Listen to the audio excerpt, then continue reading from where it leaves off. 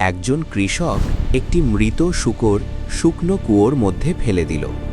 কিছুক্ষণ পরই ৭০-৮০টি ইঁদুর সেটি খাওয়ার জন্য কুয়োর ভেতরে ঝাঁপিয়ে পড়ল।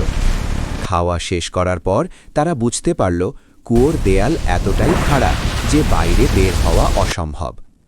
কয়েকদিনের মধ্যেই ক্ষুধা সেই কুয়োটিকে নরকে পরিণত করল। বেঁচে থাকার জন্য ইঁদুরগুলো একে অপরকে মেরে খেতে শুরু করল। আধা মাস পর কুয়োতে শুধু একটি ইঁদুর বেঁচে ছিল, যার চোখ রক্তের মতো লাল হয়ে গিয়েছিল। তখন কৃষক একটি দড়ি ফেলে তাকে বাইরে তুলে আবার মাঠে ছেড়ে দিল। তাহলে কি কৃষকের মন নরম হয়ে গিয়েছিল?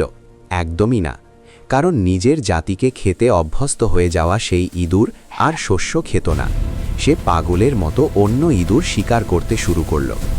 এটাই হলো ডিভাইড অ্যান্ড রুল, যেখানে উপরে থাকা মানুষরা নিজেরা লড়াই করে না, বরং এমন পরিস্থিতি তৈরি করে যাতে নিচের মানুষগুলো নিজেদের মধ্যেই লড়াই করে ধ্বংস হয়ে যায়। সত্যি কথা হলো, অনেক মানুষ সারা জীবন অন্যকে হারানোর চেষ্টা করতে থাকে, কিন্তু তারা বুঝতেই পারে না যে তারা আসলে অন্য কারো খেলায় পুতুল হয়ে গেছে। তাই কখনোই অন্যের পাতা ফাঁদে পা দিও না। আর যদি ভুল করে পড়েই যাও, তাহলে লড়াই না করে সেখান থেকে বেরিয়ে আসার চেষ্টা করো।